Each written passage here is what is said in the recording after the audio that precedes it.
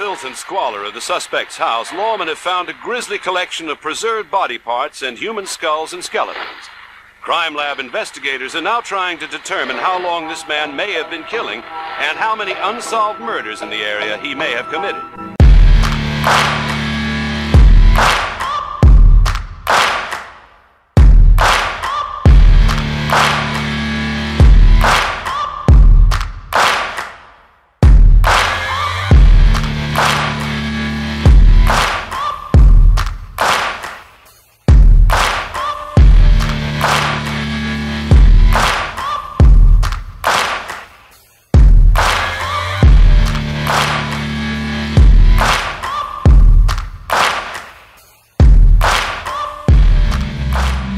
Today we are bringing you a special feature. This is the story of probably one of the most twisted and disturbing serial killers. A story of grave robbing and corpse mutilation. A torturous tale of trinkets, clothing, and furniture made from the skin and body parts of dead women. A horrifying account of cannibalism and murder.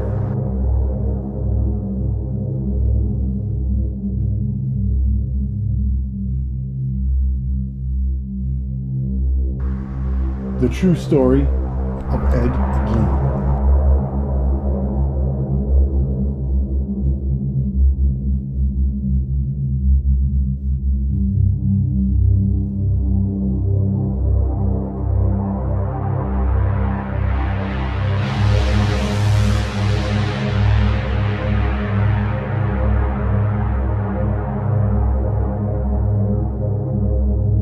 It was by a psychiatrist that said that he was so in love with his mother, that's why he had to have rob these graves and bring parts of women back to remind him of his mother.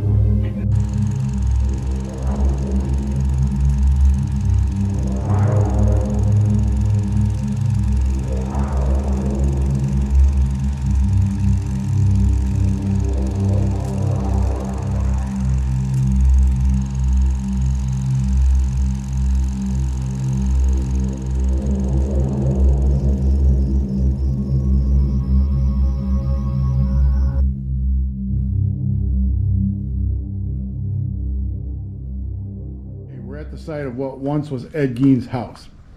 The house sat to the left of the drive, so if you were imagining driving through this gate and turning, the driveway would curve left, you turn left to the house. That's where the house sat. There's not much left. It burnt to the ground just days before it was to be auctioned off in 1958. There's a little bit of suspicion around that. The fire department said they couldn't find out how to get there. This is a small town, yet still today I have a hard time believing that everybody who knew Ed Gein, he was well known through the town, didn't know where he lived. But that's a whole nother rabbit hole. This is a true house of horrors. It was here that Ed created his sick and disgusting artwork.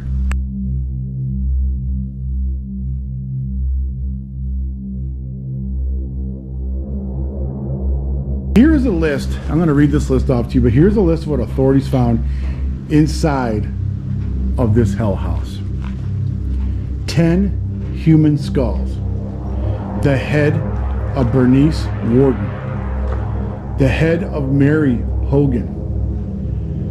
A human heart was found in a pot on the stove in an apparent act of cannibalism. Bones and bone fragments. A belt made of human nipples. A corset made from a female torso. A wastebasket made of human skin. Human skin covering several chairs. Skulls on his bedpost. Female skulls, some of the tops sawn off. Bowls made from human skulls. Leggings made from human leg skin. Masks made from the skin of female heads. Mary Hogan's face mask in a paper bag. Bernice Worden's entire head in a burlap sack. Mary Hogan's skull was in a box. Bernice Worden's heart in a plastic bag, in front of Ed Gein's potbelly stove.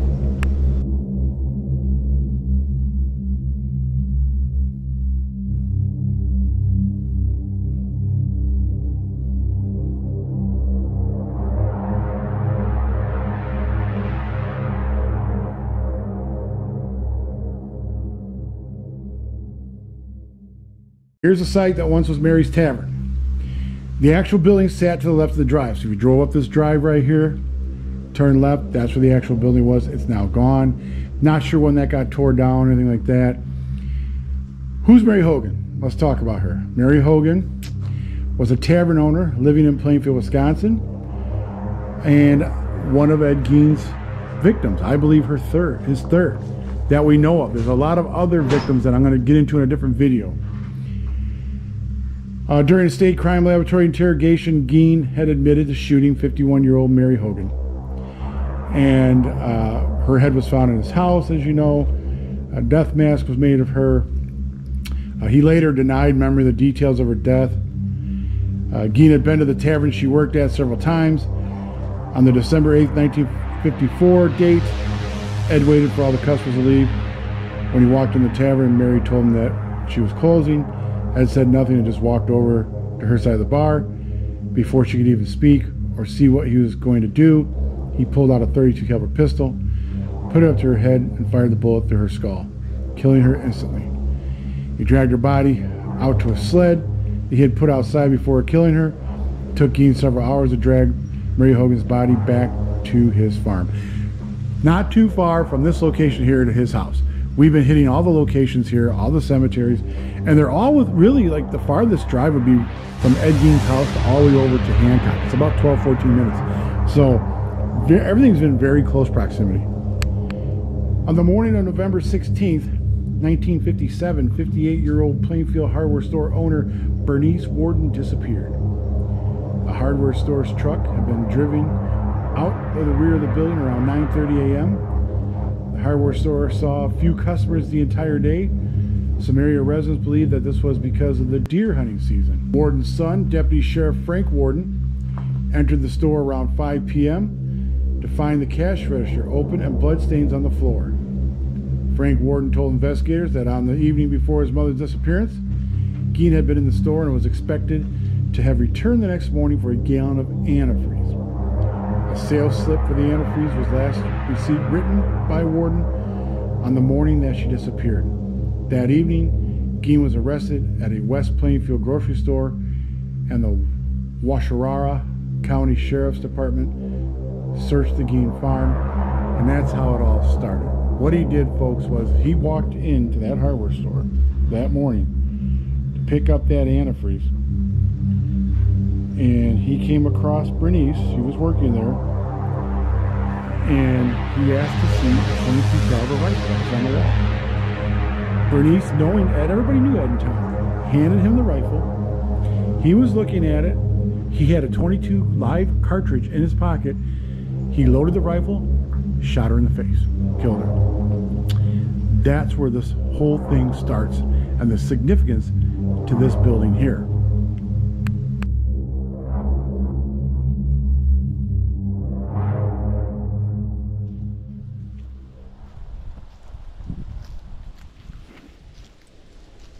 I mean, the sign itself is creepy.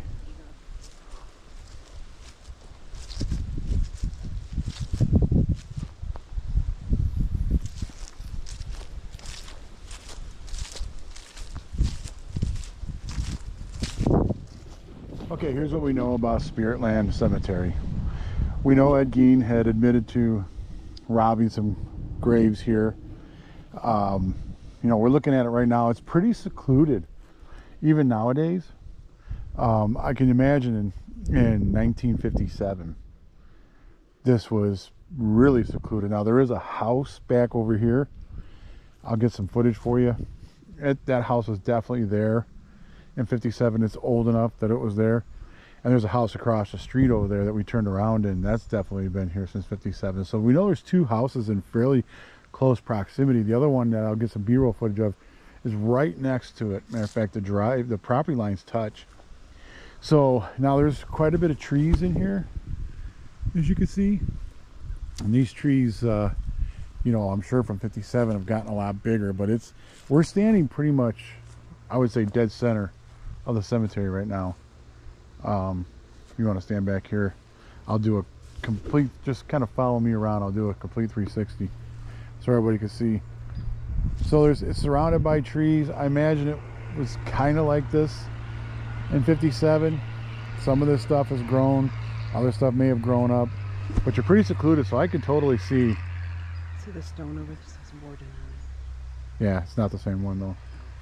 I could totally see that in 57 how you could come in here and rob graves. Now I don't have a list. I know there's a list out there of names. I don't have it. I don't know what that is right now. If you guys do know which graves out here that he robbed, you know, send me an email. You guys can find my email in the about section of my channel. You know, Gein said that he never had sex with the bodies because they smelled too bad. So that, you know what that means? That means he thought about it. He thought about, let's take a walk. He thought about having sex with the bodies, but they smelled too bad. So the dude was pretty touched. If you ask me, here's some interesting headstones over here. Let's take a look at these. Go around on the other side of them here. Well, these are interesting. Definitely interesting. Looks like yeah, pretty cool. So yeah, there is a kind of a busy intersection here right now. Here's a grave that says Warden on it. This is not Bernice Warden's grave. She's in Plainfield Cemetery. We'll be headed there today too. A lovely wife pointed this out. A little more look at the cemetery. Yeah, so I could totally see, you know, some of these graves. Let's see if we can find some graves that, because he was doing these when they were fairly fresh. So let's see if we can find some from 57. And that could possibly be a grave that he robbed. Okay, we're heading deeper in to find a grave for a female from 1957. We had to take a little break from shooting here because some locals stopped by to visit their loved ones that are buried out here, and out of respect we didn't want to be shooting a video during that. They're getting ready to leave, so we're just working our way back through the cemetery as we go. And what I'm doing is I'm envisioning myself as that Gein in this cemetery in 1956, 57 I should say, looking for a grave. Now it's going to be a fresh one to rob, and that's why I want to find one for 57 so we can, you know, look, what do we see from the viewpoint of that grave. Okay, we've looked all over the cemetery here, and we cannot for the life of us find a female from 1957. So we're back here at the grave we found from 1957, and when we're looking at it from Ed Gein's point of view, this is what he'd see looking out here. Okay, this is all the way back. You can see right back to the edge of these woods that I showed you earlier. We're back out here. Traffic, you know, here it is, 2024. Traffic's pretty busy. I imagine in 1956 this was not very well traveled. So what kind of trees were here, I don't know. We've seen evidence of old stumps and stuff. I imagine there was trees along the road like it is now. This is a very, very old cemetery. A lot of graves are from the late 1800s to, you know, early to mid 1900s, and then they kind of get scattered out from there up until as recently as I saw 2021. So you know, this has been here a long time, so I imagine there's been trees coming and going all the time. This was not in 56. This was not a sparse brand new cemetery with no, you know, mature trees around. So I think he had plenty of cover. You know, where he parked his vehicle, who knows? He pulled his vehicle up there. From stuff I've read, people did mention that they did see headlights and stuff in the middle of the night in the summers. They just didn't think much about it. Sounds kind of foreign in today's standard. Today you drive by a cemetery 2 o'clock in the morning, you see headlights, you might be inclined to call the police. Maybe not so much back then. Different times, a lot simpler. People a little more trusting back then. You know, today, right away, someone sees headlights on or any type of lights in a cemetery, they're thinking automatically something nefarious is up. And it probably is. It's either kids doing something or something's going on that shouldn't be, because not a whole lot of people are hanging around in cemeteries, middle of the night, 2:30, 3 o'clock in the morning, especially on that hot, muggy night that he was doing. He was digging up, not in this cemetery, but in Plainfield Cemetery, which is where we're going to head to next. Okay, Plainfield Cemetery. We're here. Gein told investigators that between 1947 and 1952, he had made as many as 40 nocturnal visits to 3 local graveyards to exhume recently buried bodies while he was in a daze-like state. Now, we were over at Spirit Land before. Now we're at Plainfield Cemetery.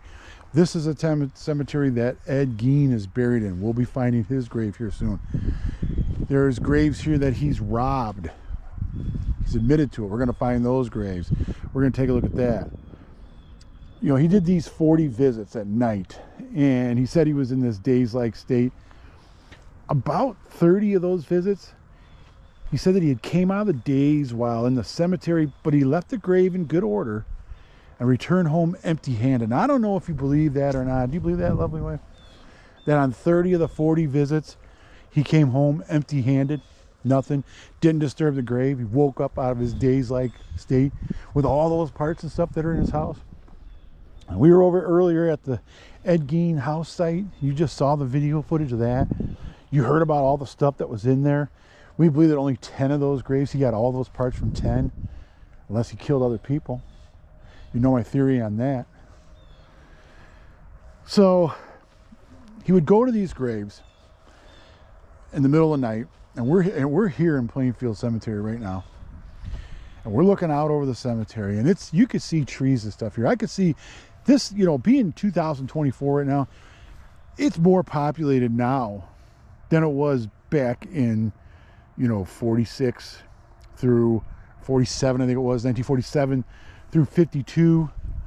I know he had to have been robbing graves past 1952, but so I'm going to say 47 to 56. It was probably nowhere near as populated right now. And another thing too is this probably did not have that major highway running through there, 39. I'll have to look and see, was that there at that time or not?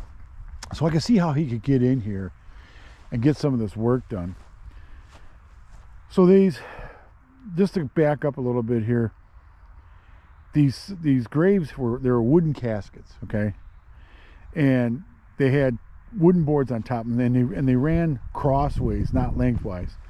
The tops of the boxes were about 2 feet below the surface of the sandy soil. So the soil here is sandy, and so Gein had robbed the graves soon after the funerals, so the graves weren't completely buried. So it's not like he's was out here digging some pretty hard dirt or anything like that. These are graves that were already dug up. The soil is sandy. We're seeing evidence of that sandy soil right now. Yeah, there's some topsoil on top, but there is sandy soil here. And so the digging wasn't as bad as you would think, because I'm thinking you got to dig a 6-foot hole. That's some work. You do that in an evening. So by the time you open the grave up, get down there, open it up enough that you can open up the casket, get out what you need to get out to make your body parts and all that kind of stuff, and then cover it back up. I mean, that's going to take some time here.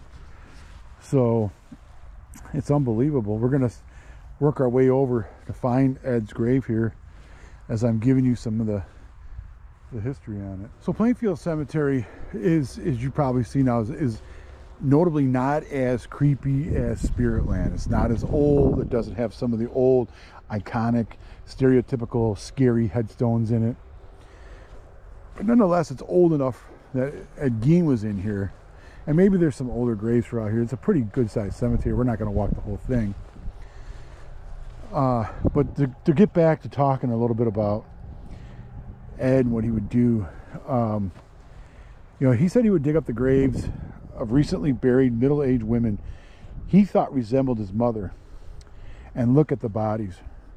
And he would take the bodies home where he'd tan their skins and make his paraphernalia. So let's just kind of walk through here and see if I think we're getting in the area of Ed's grave. I believe it's straight ahead there.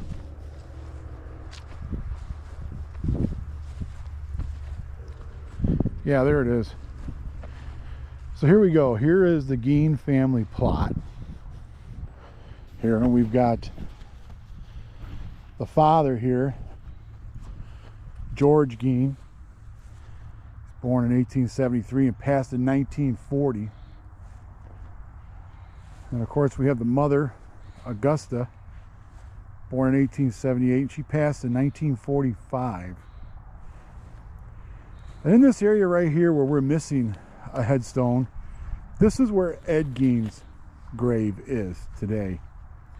His headstone is missing.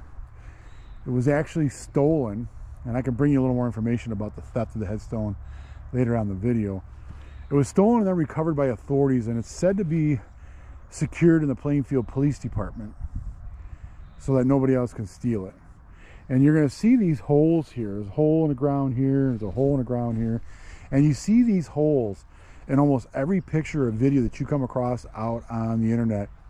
This is for where people come out here and steal dirt from Ed Gein's grave. And then I'm going to go ahead and down here show you this sandy soil that we're talking about. Here's a penny.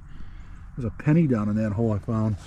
People do put coins out. Here's another. It's like 3 cents. Not sure what that money means, but there it is. So then we'll go over here to Henry Gein. This is Ed's brother. He was born in 1901, passed in 44. I'm going to talk about him in a little bit here. So we'll talk a little bit about Ed's father. I don't really have much to say on this subject of him. He passed of, let's say, natural causes. I can't remember. It could have been heart failure. It could have been a liver issue. I don't remember what we read on that, but he died of natural causes. But really, not a big player in the whole Ed Gein, you know, in my opinion. Correct me if I'm wrong, lovely wife, in this whole thing, where his mom, Augusta, you know, she's got a big part in this whole thing. A lot of people, and I don't know if I get any hate mail for this, but I'm not going there. I'm just bringing up what I've read and stuff. A lot of people throw a lot of blame at Augusta for Ed turning out the way he did. She was really protective and kind of overbearing and, you know, a little bit out there. You know, some say she's responsible for the way Ed turned out. I'm not going to go there. We're going to talk about it. She raised Ed and his brother and Henry to believe that the world was full of evil, that women were vessels of sin, and that drinking and immortality were the instruments of the devil. You know, I don't know. It reminds me of the character Mother, the mom from Psycho. Mm-hmm. You know, she was kind of that way, and I know it inspired that movie. So they moved from La Crosse, which she referred to as a sinkhole of filth. They moved out to Plainfield from La Crosse. Ed Gein only ever left his family's isolated farmhouse to go to school. He failed to establish any meaningful connections with his classmates, who remembered him as a socially awkward and prone to be odd. You know, unexplained fits of laughter he'd have, and what's more is Ed's lazy eye and speech impediment made him an easy victim of bullies. So that might be something that played in there somewhere too. So, you know, we've been talking about Ed this whole time. So we'll get, you know, we're not really need to stand and talk too much about over his grave here, but I want to take a second and we'll talk about his brother Henry. All right, Ed's brother Henry. Yeah, it might not be a surprise that Ed Gein's first victim was likely his older brother. I'm going to get that right out there. As I believe it, so does lovely wife. I think his first actual victim that he killed was his brother. In 1944, Ed and Henry, they set out to clear some vegetation in their field. They were going to burn it away. They're going to burn out this vegetation and clean it up. But only one of the brothers would live through that night. As they worked, the fire suddenly got out of control. And when firefighters arrived to put out the blaze, Ed told them that Henry had vanished. His body was found soon afterward, face down in the marsh, dead from asphyxiation. Bruises were found on the back of his head. Now, you know, he vanished. That's what he tells the authorities. He vanished. Tells the fire department. He vanished. They find him face down in the marsh with bruises on the back of his head. Okay, that's a red flag for me. At the time, they thought it was a tragic accident. But accidental or not, Henry's death meant that Ed Gein and Augusta had the farmhouse to themselves. They lived there in isolation for about a year until Augusta's death in 1945. Now, when they found him face down in the marsh, bruises back of the head, Ed had said he vanished, but yet he was able to take them to the body and show them. None of this stuff threw enough red flags for the authorities to do anything about it. You know, Ed ended up alone now with Henry gone. I think he took a shovel, bashed him in the back of the head. He fell down, unconscious, face first in the marsh, and he asphyxiated. He drowned in the marsh. But I think Ed had a little bit of hand in that. So, living alone, far from town, Ed began to sink into his obsessions. Ed filled his days by learning about Nazi medical experiments and studying human anatomy, consuming porn, and reading horror novels. So, this is the Ed Gein plot. We've just went over all the participants here. I shouldn't say participants, occupants. We went over all the occupants right here in the Ed Gein plot. Now I want to visit the graves that he robbed here and the grave of somebody that he put here. So now we're at the grave of Marie Bergstrom. What does she have to do with this, you're probably wondering? Well, this is one of the graves that Ed admitted stealing from. Okay, this is one of the ones that he snuck in here. She passed away in 51. So this is one of the ones where he snuck in here, dug her up, and stole, I don't know if he stole her entire body, but at the very least parts of her. So much stuff was found at the house. But I want to tell you, I want to show you where it is in relation to where Ed is buried. So it's 1951. Marie had just been laid to rest. Her grave probably partially buried. Who knows? It's actually a little sunken right there, which is kind of weird. And Ed's out here busy, digging away, doing his stuff, digging her up.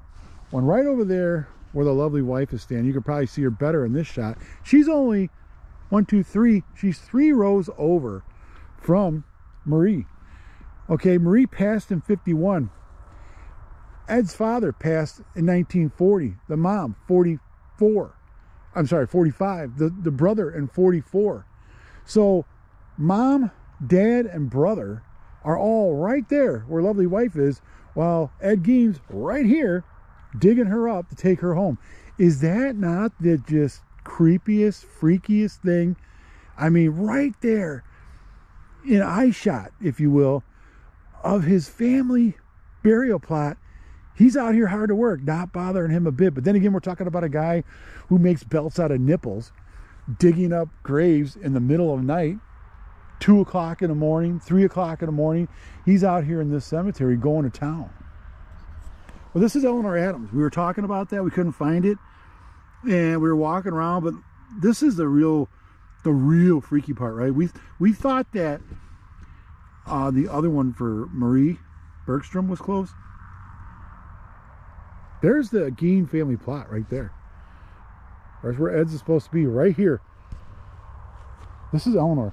So he is, I mean, close. This is just sickeningly close to the family plot. You want to talk about, whole grave robbery thing, that's all disrespectful in my eyes and stuff. But man, it's just like putting the cream on the cake, right? Right here, right by your family plot. You do not care that your mom, your dad, your brother, they're right here. You're robbing graves. You're getting parts to make your things back at the family homestead, and you are 20 feet from your mom, directly across, right there. See if we can find. The lovely wife just had a great question. She said, "Do you think that's a coincidence?" I don't know that it's a coincidence. Here's what I think it is. I think it's He's looking for fresh graves, right? He's doing this in 51. She passes away. It's right there. It's more of opportunity because he's looking for fresh. It's not like, oh, you know what, I think I'll dig with this one by. He just didn't care that it was that close. And you would think he'd be like, oh, you know, that's right by my beloved mother. I can't be. But these are women that he thought looked like his mom. So maybe they had something to do. Maybe there was some draw to like, oh, this is even better because mom's right there. My mom, my beloved mom.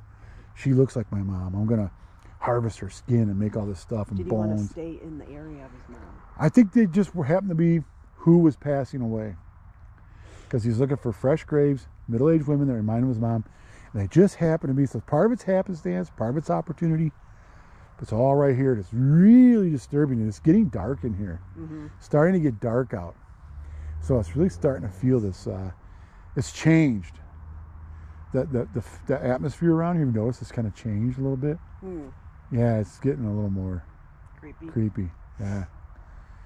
Closes down at dusk, because the dawn at dusk the cemetery is open too. We're going to kind of push the limits here a little bit. See how late we can stay out here. I'll see if we can find anything else on the way to the unknown. We'll see if we can find it. Okay, we're back at the gravesite of Marie.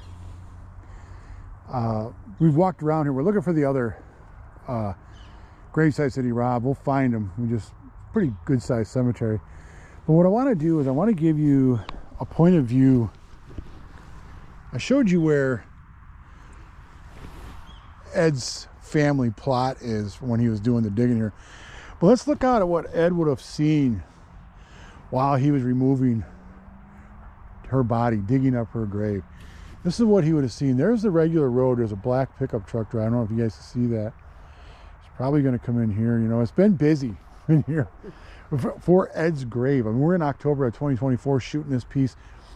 We've actually shot a number of pieces, but today we're here in October 24 finishing up this shoot, and we've already had a handful of visitors that have come in. We've talked to some of them we just let come and go.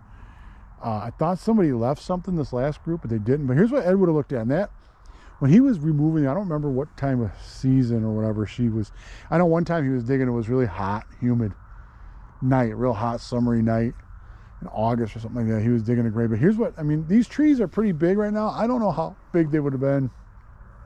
I'm not good. I'm not an arborist by any means.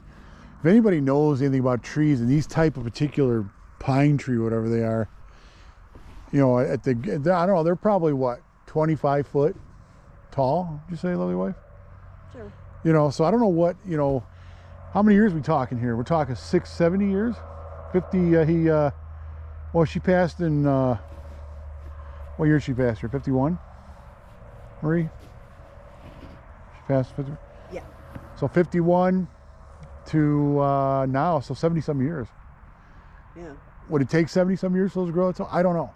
Maybe that big pine right there took 70-some years. You see that great big, it's just the little pine needles all over, real soft pine needles all over there. So this would have been what his view would have looked like. Back in 51, when he was digging this, I'm sure the traffic was next to nothing out in the middle of the night here. Now, as I had mentioned over at Spiritland, people did mention after they talked to authorities, after this all came out, that they did see lights in the cemetery in the middle of the night, but they didn't think much of it. Again, that's a little strange, but then we're talking a long time ago, so, you know, things might have been a little bit different. Maybe people weren't so suspicious of things going on, but this would have been he would have been having all this tree line, I'm sure, would have been over here to this direction. And then there would have been some shrubbery, because there's quite a few trees in here to help block, plus all the headstones. And then over here, you got an entire tree line here too, so I think he was pretty well secluded in here. I don't think anybody could really see him. You know, once you get in here, you shut your headlights out, you let your eyes acclimate to the darkness, and you're going to town. You're going back here, you're doing your deed. And you know, this is what it was. We'll try and find those other graves right now, and I could give you the names here, but here's who we're looking for. So these are the known graves that Ed robbed from, that he admitted to, from the Plainfield Cemetery. Eleanor Adams, we haven't found that yet. Mabel Everson, we haven't found that. We found Marie Bergstrom, Elsie Sparks, and Harriet Sherman. So we hopefully to find those, because I want to see where they are in proximity to the Gein family plot over there, and see what their point of view was too back then. But We're going to head over now, see if we can find the grave of the unknown, where they think some parts that were found at the house, they couldn't identify who they were, and possibly one of his victims was put in there as well. So let's see if we can find that. So what about all the remains that were found in the Gein House of Horrors? Where did they go? These grisly relics were duly photographed at the crime lab and decently disposed of. In this case, decently disposed of means every body part found in the Gein house, as well as some of the bones that were unearthed on the property later, were buried in an undisclosed location in 1962. Although there is no official documentation that can be found, but it is suspected and widely believed that the remains have been laid to rest here at the unknown grave in Plainfield Cemetery. It's also widely believed that the remains of Mary Hogan have been placed here as well. So I'm sure there is. You see there's coins here, more sand been unearthed. There's a quarter here. I know the lovely wife and I looked up last night in the hotel what these coins actually meant, and the pennies were out of respect. Was that right, lovely wife? I don't remember. Oh, you don't remember? Okay. But I know the quarter signified that they were there when they passed away. So I don't know that quarter, if someone was there when they passed away. Probably not. There's a lot of remains of different people in this area right here. So who knows what the coins actually mean for the people who put them there, but I'm sure they were put in there in respect to those who were probably unearthed, turned into ghoulish pieces of art, for lack of a better term, and now laid to rest here with no proper name marking, just of the unknown, dead. Okay, now we're over at the gravesite of Bernice Worden. Bernice she's a big part of this story that we're telling you right now. This sick and twisted story of Ed Gein. Because it was on November 16th that Gein robbed Worden at the local hardware store that she owned. He killed her. What he did was he picked a rifle that they had on the wall for sale. He asked to see it. She gave it to him. I mean, people in town knew Ed. He did odd jobs around town. He babysitted people. I mean, they knew he was a little bit off, a little bit odd, but they thought he was harmless. He was quiet. They didn't think he was doing what he was doing. So we're also talking, 1957 here. People were a lot more trusting, especially someone in a small town like Plainfield. They know Ed. He's been around the area for a long time, so people knew that. So she handed this rifle to him, and he's looking at it. Well, he had a cartridge in his pocket, a live cartridge, and he put it in the rifle, and he shot her and killed her. Do you remember where he shot her at? I think she was behind the counter. I mean, where in her body? Oh, I'm not sure. So anyways, he shot her, and she collapsed. I don't know if she died right there. I don't know that much. But her son was a deputy, and he became suspicious of Gein, and he thought he was somewhat odd. When authorities searched Gein's farmhouse, and you know what we found there, but they ended up following a trail from the hardware store to, what was it? Not all the way to his house, but to something where they ended up, they suspected it was Gein. I don't remember really what. Well, they saw his name registered as Or they saw his name registered. And I think he went in there for antifreeze, actually. Yeah. He went in for antifreeze. They saw he was the last one in the store. And they kind of put two and two together, and that's where they ended up at the house. So this is what really got him busted. Okay, this is what got him arrested. He's got other victims. We talked about his brother Henry. We're going to talk about another one, Mary. We're going to visit her bar, what's left of the property there.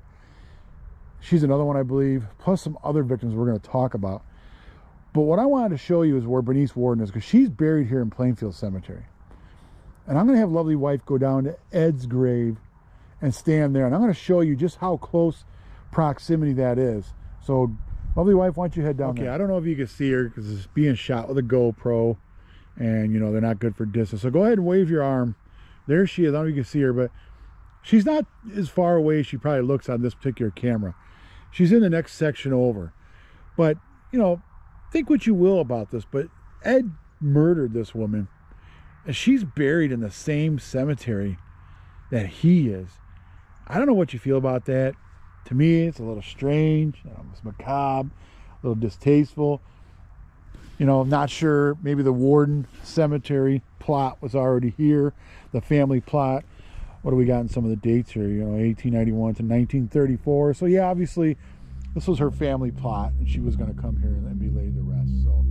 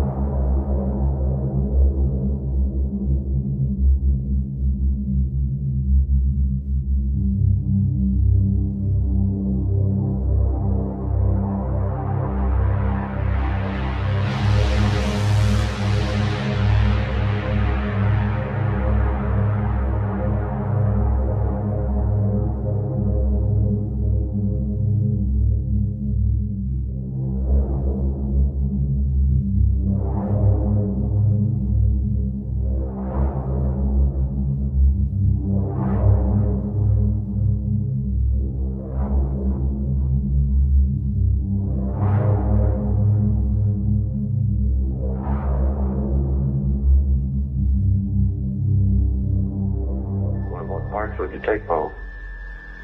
The head and the sexual organ. Yeah, but what would you do with the sexual part? That was in. One was painted, they said. Oh, that one, you know, when they died,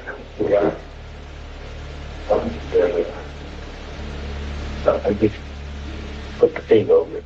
Is there anything like, you know? So there's a bunch of photographers from the newspaper who want to take a picture. You want to take a picture? No, that's not yet. We'll get to see them all. Would you enjoy it while you were doing it? That's the worst part of it. I really didn't then. I knew better, like, you know, restless. When you dig these graves up, you were kind of in a haze too, is that it? That's what I could do, just how you look at it. And then one time you said you were trying to realize what you were doing, and you covered her up without taking anything. That's right. Then how would you, what would you do with the head? That must have been taken from reading about these magazines and everything, taking the flesh off like that headhunter. What would you do with the sexual parts? I wouldn't enjoy it or anything. How long ago did you start? Like I say, might be 4 years. What would you do with the sexual parts? Them in a box, that was in.